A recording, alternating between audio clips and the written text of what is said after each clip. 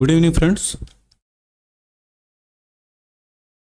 ఈరోజు మార్కెట్లో morning video upload చేసిన తర్వాత ఎలాంటి మూవ్మెంట్స్ వచ్చినాయి, తర్వాత ఈవినింగ్ వరకు మనకి ఎన్ని ట్రేడ్స్ దొరికినాయి అనేది ఒకసారి చూసుకుందాం. ఫస్ట్ మనం నిఫ్టీ చూద్దాం. నిఫ్టీ చూడండి, ఈరోజు కూడా నిన్న కొంచెం హైలో క్లోజింగ్ ఇచ్చిన ఈరోజు ఓపెనింగ్ గ్యాప్ డౌన్ అయింది, కొంచెం కిందనే అయింది, బాగా పైకి కూడా వెళ్ళింది. బట్ ఇది చెప్పాను కదా, అన్చార్టెడ్ ఏరియాలో రెసిస్టెన్స్ ఎక్కడ ఉన్నాయన్నది తెలుసుకోవడానికి కొంచెం ప్రాబ్లం అవుతుంది. సో అక్కడి నుంచి సెల్లింగ్ బాగా ఎక్కువే వచ్చింది, మరలా రికవర్ అయ్యి సేమ్ డోజీ క్యాండిల్ ఫామ్ చేసింది. ఈ డోజీ క్యాండిల్ ఏంటంటే, మనకి ఈరోజు ఫెడ్ మీటింగ్ రిజల్ట్స్ వస్తుంది. సో ఆ రిపోర్ట్ని బట్టి రేపు మార్కెట్ ఎలా మూవ్ అవ్వాలన్నది డిపెండ్ అవుతుంది. కానీ ఇక్కడే మనం కొంచెం జాగ్రత్తగా ఉండాల్సింది. ఎందుకంటే ఫెడ్ మీటింగ్లో కనుక ఇంట్రెస్ట్ రేట్లు 25 base points or 50 base points తగ్గించడం జరిగింది అనుకోండి, మార్కెట్ మాత్రం గ్యాప్ అప్ ఓపెన్ అవుతుంది. ఎందుకంటే రాత్రి డౌ జోన్స్ షూట్ అవ్వచ్చు. సో ఒకవేళ అలా జరిగితే షూట్ అవ్వచ్చు. సో మార్నింగ్ మనకి గ్యాప్ అప్ అక్కడి నుంచి కొంచెం అలా పైకి వెళ్ళి మరలా కిందకు వచ్చే ఛాన్సెస్ ఉన్నాయి. సో యాక్చువల్గా ఏంటంటే, ఈవెంట్ డేస్లో ట్రేడింగ్ చేసేటప్పుడు ఎప్పుడైనా కానీ న్యూ ట్రేడర్స్ అయితే కొంచెం దూరంగా ఉండడం మంచిది. ఎక్స్పీరియన్స్ ట్రేడర్స్ అయితే వాళ్ళు కొంచెం రిస్క్ రివార్డ్ చూసుకొని చేసుకుంటారు. ప్లస్ వాళ్ళకి కొంచెం ఐడియా ఉంటుంది కాబట్టి where to exit, where to entry అన్నది కొంచెం తెలుస్తుంది. బట్ న్యూ ట్రేడర్స్ అయితే మ్యాక్సిమం అవాయిడ్ మార్కెట్ టుమారో. ఇంకోటి ఏంటంటే, నిఫ్టీ 50 రేపు ఎక్స్పైరీ కూడా ఉంది. సో ఏంటంటే, న్యూ ట్రేడర్స్కి ఒక క్రేజీనెస్ ఉంటుంది. అదేంటంటే ఎక్స్పైరీ ట్రేడ్ చేయడం, 10 రూపాయలది 100 రూపాయలు కావడం, ప్లస్ మనం రాత్రి లక్షలు సంపాదించడం. అటువంటిది ఎప్పుడు జరగదండి మార్కెట్లో. జరిగినా సంవత్సరానికి ఒకరోజు జరుగుతుంది. అలాంటి రోజు ఎప్పుడు రాదు, తొందరగా రావు. అది ఎప్పుడు వస్తుందో కూడా చెప్పి రాదు. సో అలాంటి థాట్స్ ఏమైనా ఉంటే వదిలేసేసి మ్యాక్సిమం రూల్ బేస్డ్ ట్రేడింగ్లో అలవాటు పడితే బెస్ట్. సో రేపు అయితే నాకు తెలిసి రేపు కూడా వాలటాలిటీ బాగుంటుంది. రేపు గ్యాప్ అప్ ఓపెన్ అయితే మార్కెట్ కిందకి తీసుకొస్తారు, గ్యాప్ డౌన్ ఓపెన్ అయితే మార్కెట్ పైకి వెళ్తుంది, లేదా సైడ్ వేస్ కూడా ఉండొచ్చు. రేపు ఎలా అయినా ఉండొచ్చు market. So max to max నేను చెప్పేది ఒకటే, న్యూ ట్రేడర్స్ ఎవరైనా ఉంటే వాళ్ళు అవాయిడ్ చేయండి మార్కెట్ని. రేపు ఈరోజైతే మంచి మూవ్స్ వచ్చినాయి. నిఫ్టీ కన్నా బ్యాంక్ నిఫ్టీలో మంచి మూవ్ వచ్చింది. సిఈ సైడ్, నిఫ్టీలో పిఈ సైడ్ మంచి మూవ్ వచ్చింది. చూడండి, ఈ రెండే ఇంత వ్యతిరేకంగా నడిచినాయి ఈరోజు. అలాగే బ్యాంక్ నిఫ్టీ చూడండి. బ్యాంక్ నిఫ్టీ నిన్న నేను చెప్పాను ఇదంతా బులిష్గానే నడుస్తుంది, రేపు మేబీ బులిష్గానే ఉండొచ్చు చెప్పాను కదా. 25 బేస్ పాయింట్స్ 50 బేస్ పాయింట్స్ ఏదన్నా వడ్డీ రేట్లు తగ్గిస్తే దాన్ని ఈరోజే మార్కెట్ యాంటిసిపేషన్లో తీసుకొని బులిష్ అయిపోవచ్చు అని కూడా చెప్పాను. అదే అయింది. ప్లస్ ఏదైతే రెసిస్టెన్స్ ఏరియా ఉందో 52,800, కాకపోతే అక్కడి నుంచి పైకే వెళ్ళింది. ఇది 52,954 53,000ని చేంజ్ చేసింది. బట్ అది సస్టైన్ కాలేకపోయింది. అక్కడి నుంచి కొంచెం కిందకు వచ్చేసింది. బట్ ఇక్కడ ఇది బులిష్ క్యాండిల్ ఫామ్ చేసింది, నిఫ్టీలో డోజీ క్యాండిల్. సో రేపు మార్కెట్లో నిఫ్టీ ఒకలా బిహేవ్ చేయొచ్చు, బ్యాంక్ నిఫ్టీ ఇంకోలా బిహేవ్ చేయొచ్చు. సో బీ కేర్ఫుల్ ట్రేడ్ చేసేటప్పుడు. రేపు బ్యాంక్ నిఫ్టీ కూడా అదే పరిస్థితి. ఫెడ్ రిజల్ట్స్ కనుక మార్కెట్కి అనుకూలంగా వస్తే గ్యాప్ అప్ ఓపెన్ అయ్యి మార్కెట్ కిందకు వచ్చేయచ్చు. వ్యతిరేకంగా వస్తే గ్యాప్ డౌన్ ఓపెన్ అయ్యి మార్కెట్ పైకి వెళ్ళిపోవచ్చు. లేదా రేపు ఇలాంటి డోజీ క్యాండిల్లో ఒకటి ఫామ్ చేయొచ్చు, A2 కాకుండా ఇలాంటి. సో ఏదైనా కావచ్చు, వాలటాలిటీ మాత్రం ఫుల్ హైలో ఉంటుంది. So be careful. ఇకపోతే ఈరోజు మనకు ట్రేడ్స్, బ్యాంక్ నిఫ్టీలో అయితే బ్రేక్అవుట్ ట్రేడ్ ఒకటే నేను చేశాను. ఈరోజు స్వాపింగ్ చూడలేదు. మార్నింగ్ సెటప్ ఫామ్ అయింది, కానీ నేను చూపిస్తాను చూడండి. మార్నింగ్ సెటప్లో చూడండి, ఫస్ట్ క్యాండిల్లో మనకేంటంటే రెండు పక్కల విక్స్ వచ్చినాయి. సో ఇది ట్రేడ్ చేయడానికి మంచిది కాదు. ఒక్కో రోజు మంచి మూవ్ వస్తుంది, బట్ జనరల్గా రాదు. అందుకని ఈరోజు నేను మార్కెట్ని ఇక్కడ ఫస్ట్ మార్నింగ్ సెటప్ని అవాయిడ్ చేశాను. అయినా కానీ ఇది మంచి మూవ్ ఇచ్చింది. Anyways, no problem. తర్వాత ఇంకా స్వాపింగ్ స్ట్రాటజీలో అసలు ట్రేడే దొరకలేదు మనకి. ఎందుకంటే సిఈ రేట్లు వేరుగా ఉన్నాయి, బిఈ రేట్లు వేరుగా ఉన్నాయి. స్ట్రైక్ ప్రైస్ ఎంత మార్చినా ఎక్కడా కలవట్లేదు. సో ట్రేడింగ్ అయితే నేను దీంట్లో అయితే చేయలేదు. బట్ ఇది మన బ్రేక్అవుట్ ట్రేడ్ ఉంటుంది కదా, ఇక్కడైతే బ్రేక్అవుట్ ట్రేడ్ చేశాను ఒకటి.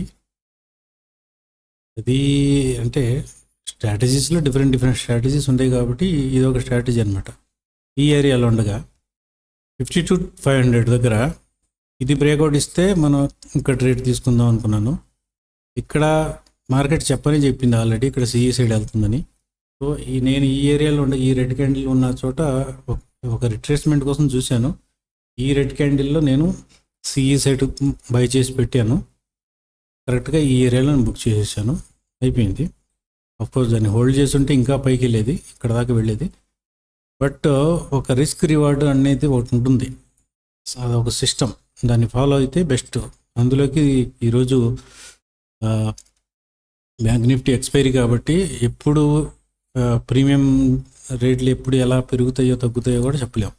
అందుకని ఏంటంటే వితిన్ ది మినిట్స్, ఇప్పుడు నేను జస్ట్ 10 minutes లోపే నేను బుక్ చేసేసుకొని నేను ఎగ్జిట్ చేసేసాను ఈ ఏరియాలో. తర్వాత అది ఇంకా డౌన్కి వచ్చింది, తర్వాత ఇంకా పైకి వెళ్ళింది. అంటే నేను ఇక్కడ తీసుకున్నది సిఈ దాదాపుగా ఒక 79-80 రూపీస్లో తీసుకున్నాను. ఇక్కడికి 225 వెళ్ళింది. ఆఫ్ కోర్స్ ఇక్కడికి వచ్చేప్పుడు 400 అయింది అనుకోండి. బట్ మనకి ఇక్కడితో చాలు. నా రిస్క్ ఇంత, దీని కింద నా ఎస్ఎల్ రిస్క్ ఎంత, రివార్డ్ ఎంత అన్నది చూసుకున్నాం. ఇక్కడ మంచి రివార్డే ఇచ్చింది, 1:2, 3 or 4 దాకా వచ్చింది. సో నేను ఎగ్జిట్ చేసేసాను. అది ఈరోజు బ్యాంక్ నిఫ్టీలో ఒక ట్రేడ్ చేసాము. నిఫ్టీలో చూడండి, నిఫ్టీలో అయితే మనకి ట్రేడ్స్ వచ్చినాయి, కానీ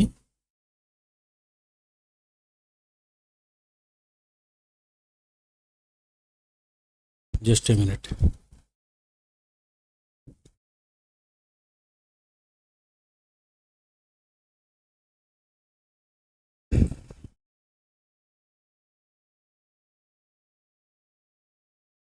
నిఫ్టీ స్వాపింగ్ మెథడ్లో మనకి చూడండి, ఇది ఒక స్పెషల్ క్యాండిల్ ఫామ్ అవుతుందని చెప్పాను కదా, ఇది ఫామ్ అయింది. ఆ తర్వాత లెవెల్స్ డ్రా చేసుకున్నాము, అవన్నీ చేసాము. దాని ప్రకారం మంచి ట్రేడ్సే వచ్చినాయి. చూడండి ఇక్కడ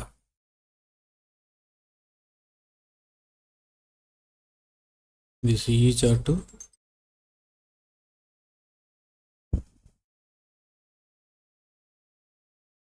సిఈలో ఒక ట్రేడ్ దొరికింది ఈ ఏరియాలో, పిఈలో కూడా మంచి ట్రేడ్ దొరికింది.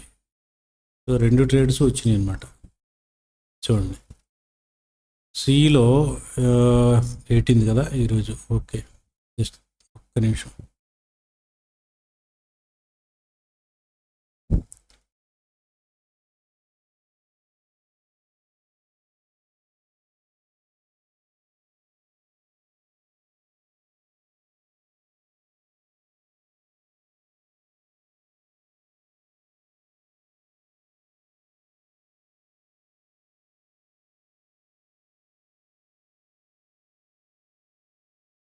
ఇక చూడండి,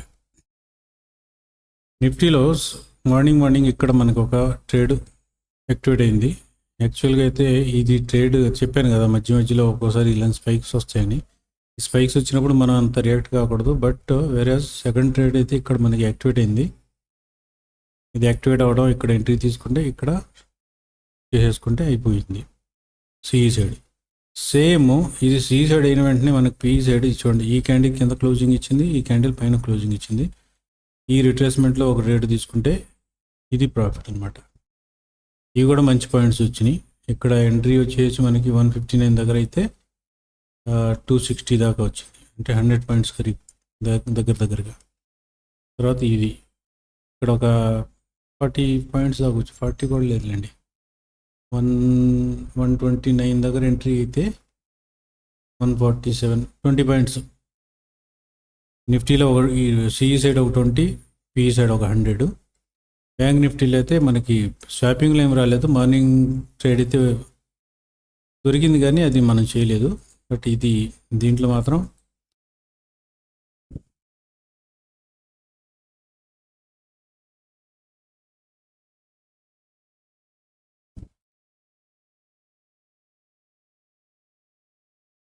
ఇది ఇక్కడ క్యాండిల్స్, స్పెషల్ క్యాండిల్స్ ఫామ్ అయినాయి, ఇక్కడి నుంచి వచ్చాయి. మన యాక్చువల్లీ మీరు చూడాల్సింది ఏంటంటే ఈ లెవెల్స్ మనం డ్రా చేసుకున్నాం చూసారా, వాటికి కరెక్ట్గా ఎలా యాక్ట్ చేస్తుందో చూడండి.